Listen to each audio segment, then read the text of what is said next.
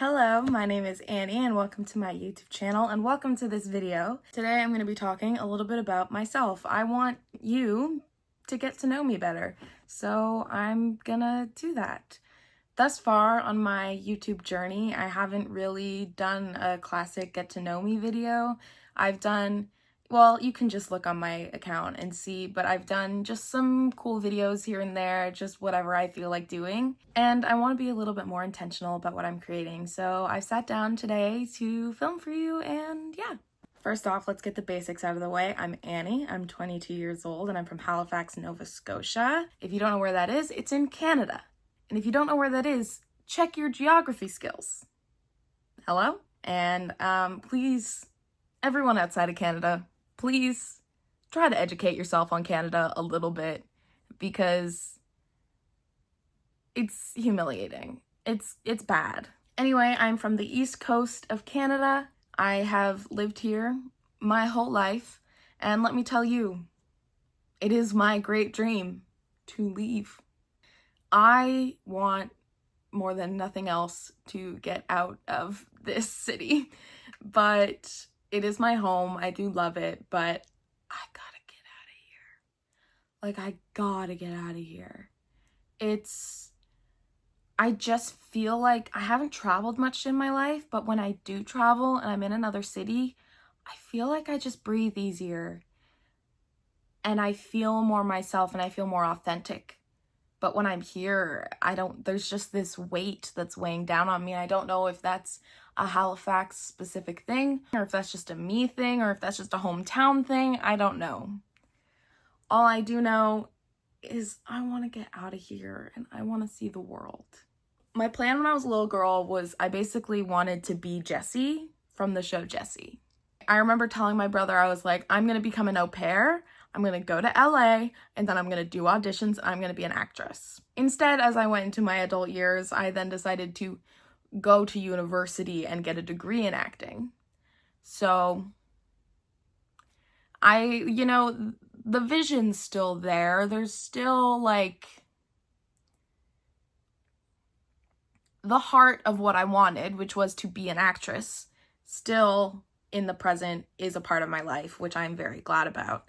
However, I'm not physically where I wanted to be at this point in time. Although the world has changed a lot since then, and I no longer want to live in LA because I don't want to go to the States right now. Voluntarily? Y'all have a lot going on down there, and from up here, I'm scared. I'm really scared. I'm not gonna lie. It's really scary. Are you guys okay? Please let me know down below. Because I know that in America, there are some reasonable people who aren't extremists, and it just must be so difficult. I know it is for me, and I'm not even a citizen of that country, so. Though I am Canadian, I did have a very large hyperfixation with American history when I was in middle school. And what caused that? Hamilton. Yeah. I did a presentation that was supposed to be an about me presentation, and I did a dramaturgical casebook on Hamilton. I was 12. I also read that, like, I have it here somewhere. I read the biography that Lynn read before writing it. I read that when I was 12. I was a big reader. I do not read that much anymore, which is problematic. Yeah, so I almost have a degree in acting. That's what I've been doing for the past 4 years. I'm an improviser. I don't know why I just did that, but yeah, I'm an improviser. I do improv weekly. I love it. It's something I've done since high school. I started doing improv when I was 15, and it really helped me become who I am and figure out who I really am. I absolutely recommend to anyone who is struggling with anxiety, having a hard time, trusting their impulses, I absolutely recommend doing some improv classes. I promise you it'll help. It's hard to get out of your box, but once you're there, it's so awesome. It's so awesome. I love just thinking of something and all of a sudden it's real and a whole team of people is creating it with me. It's incredible to do. I am a writer. I write quite a lot. I write a lot of songs. I have, if I wanted to, I have enough songs to put together an album, but that's a lot of work. And I don't know if I want to, because my songs are very personal and very real to me. When I write songs, it's very therapeutic practice. Another thing that's very important, I love, love, love, and am obsessed with Miley Cyrus. Thank you very much. I love her. I have since I was a very, very small child. She's a big part of my life, and I don't think that's parasocial. I think that's just,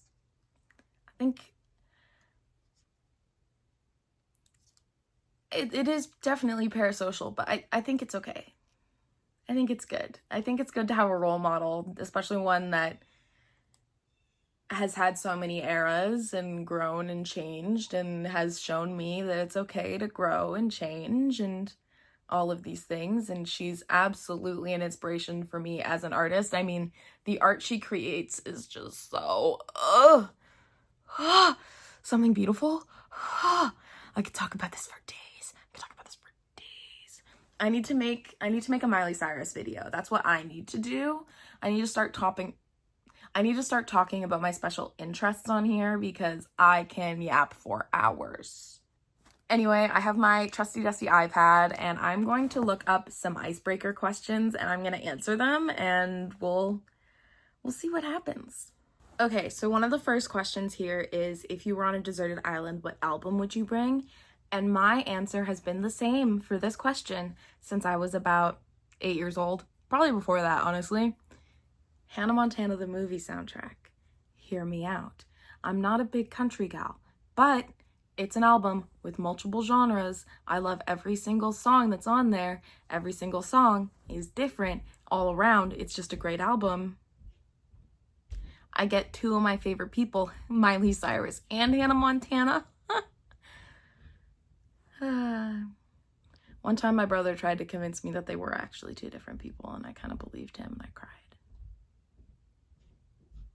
Have you ever been in a bar fight? Close. I have almost been in multiple. Okay, first off, I am a bit of a brute. Just in the way that once I have 2 feet on the floor, I'm really hard to knock over. So I'm not afraid to shove people back in the club. So if I'm getting shoved at, if my girls are getting shoved at, I'm shoving right back. Sometimes they get pissed. And I go, I'm so sorry, that was unintentional. I smile, give them a little dimple, and it's all okay. I get away with a lot of things because I'm cute. As do a lot of people. The dimple. Okay, another question is, do you like to stay in or go out? Here's the real answer. I like to go out. I love being out and about. I love being out in the world. I'm at my best when I'm out of the house. However, I've been really struggling with depression these past few years, and I find it really difficult to leave the house. I spend most of my time in this room, in this basement that I live in, and I very rarely leave. And if I do leave, I go to the same couple of places. So I need to get out. I need to get out of my comfort zone and get out of this room. But I've been in the process of moving since May. It's presently July. So everything is a mess. And every time I'm in my room, I'm like, I need to fix my room. And then I never do. And then I never go outside and I spend all my time. It's a whole cycle. It's a whole thing. But yeah. Why does it smell like something's burning? Where did you go on your first date? I don't really know when my first date was. Like, my first relationship was in high school. It was in grade 11 and it lasted for 9 months. I know we became boyfriend and girlfriend on a walk around the neighborhood that we both lived in, which is like classic. And then like we hung out a lot, but I think that our first actual date was like a couple months into our relationship and it was too the nearest sushi place because neither of us had our driver's license. So the only restaurant in a walking distance was a sushi place. And so I guess for my first date, I got sushi? Question mark? Wait, no, that's not true. That's not true. I just remembered what my first date was. I do believe, I might be wrong, but the only person who could correct me on it is not going to watch this video. I do believe technically my first date was watching the live action Grinch musical starring Matthew Morrison. And that's just something I have to live with. Would you rather live in the mountains or on the beach? Beach. You're given $1 million to spend on anything you want. What are you buying? I'm paying off my mom's mortgage, first thing. Paying off my student loan. Actually, probably paying off my student loan is first thing, then paying off my mom's mortgage. And then I would give my brother and his fiance money to buy a house. And I would put the rest in a savings account and use it to create art. And also donate to charity, because if I had $1 million, I'd be throwing that shit around. Okay, my favorite TV show. You'd think I'd say Hannah Montana, wouldn't you? Based on all the things you know about me thus far, you'd think I'd say Hannah Montana. But I'm not. I'm gonna say The West Wing, which is a deep cut. The West Wing is a political drama from the 1990s, and I love it with my entire heart. It is a great show, and it shows the American promise. But, y'all are failing. And maybe that's why, like, it hurts me so bad to see the absolute failure that the United States is right now. Because not only did I grow up loving Hamilton, my favorite TV show is literally about the West Wing of the White House. Like, guys, I love this shit. But I can't love this shit anymore because you've made it horrible. Politics used to be semi-interesting. Now it's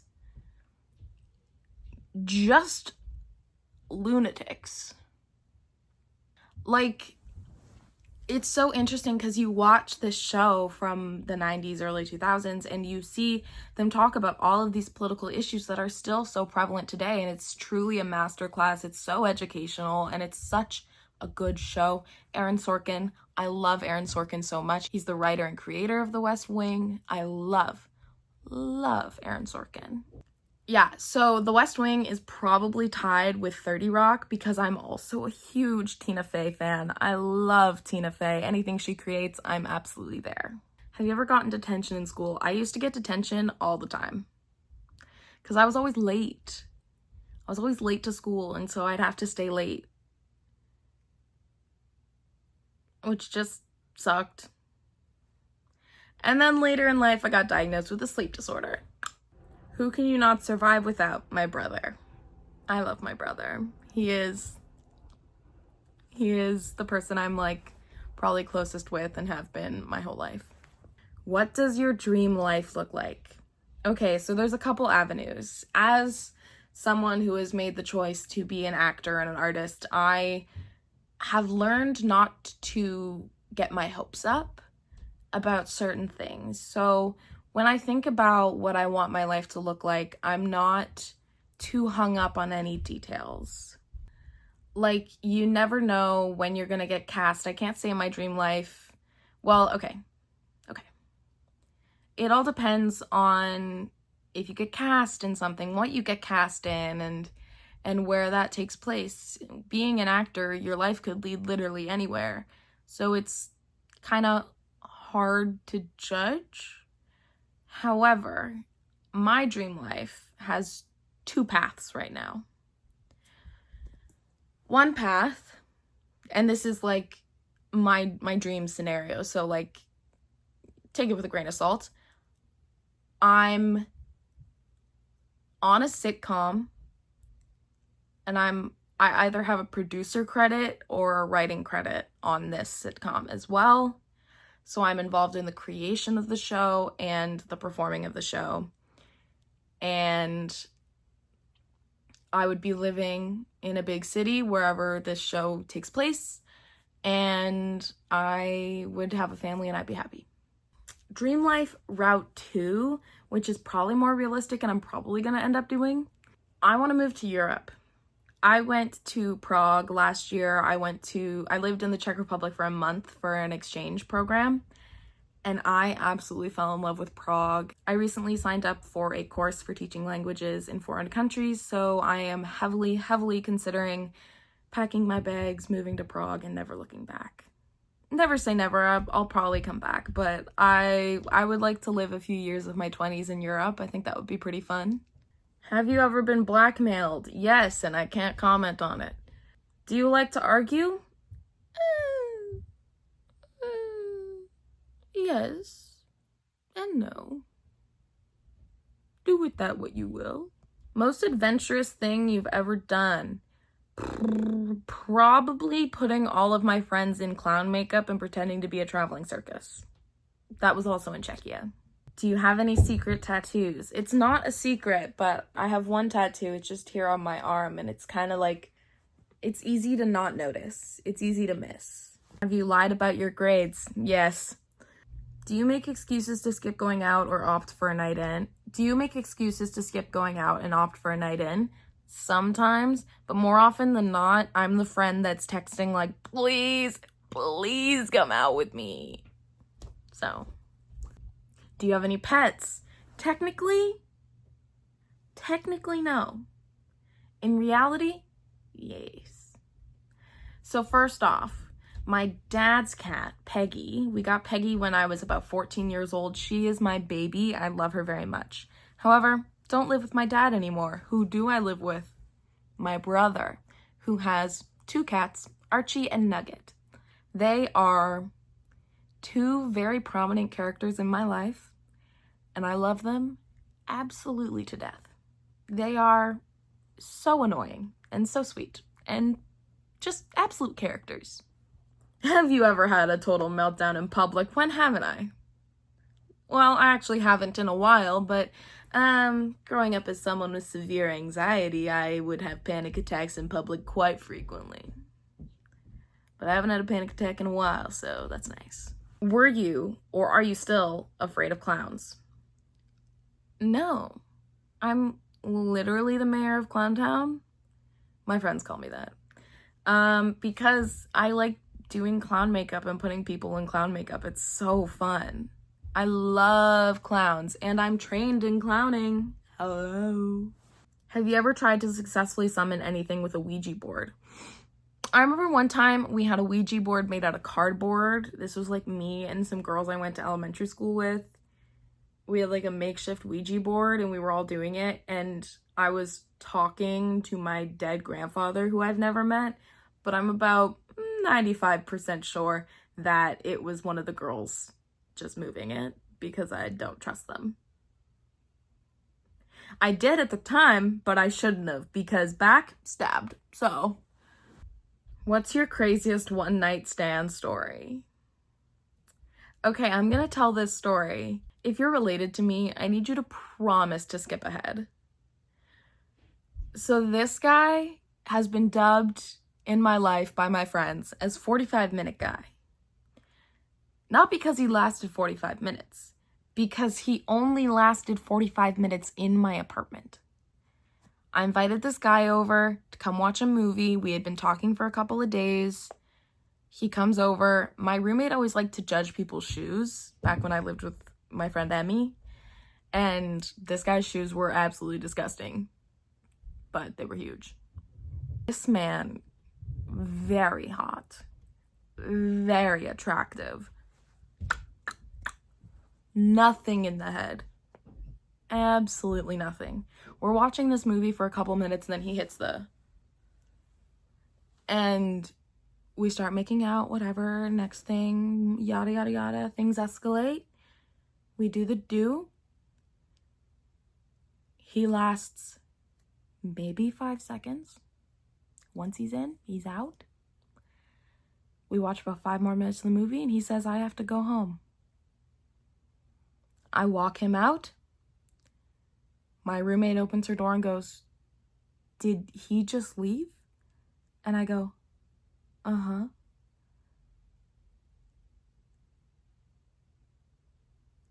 it was, you know what, there could be a worse story. There absolutely could be worse stories. But that's my story. I haven't had many one night stands, but that was like the worst. That was like, this guy was literally dining and dashing. He was in and he was out.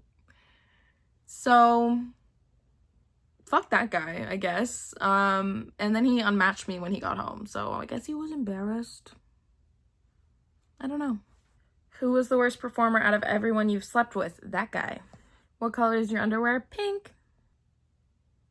These are just getting really, okay, so I'm on this list of get to know me icebreaker questions, and they're getting very sexual.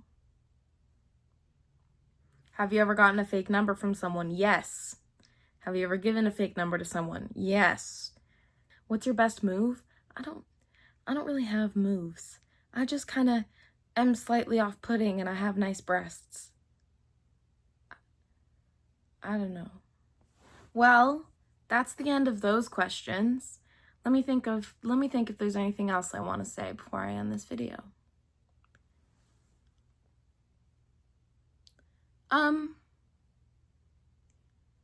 Yeah, I think above anything else, what's important to know about me is that I'm an artist. I like to create things, and that can be really difficult and really hard on the mental health sometimes, especially in this economy, in this world we live in.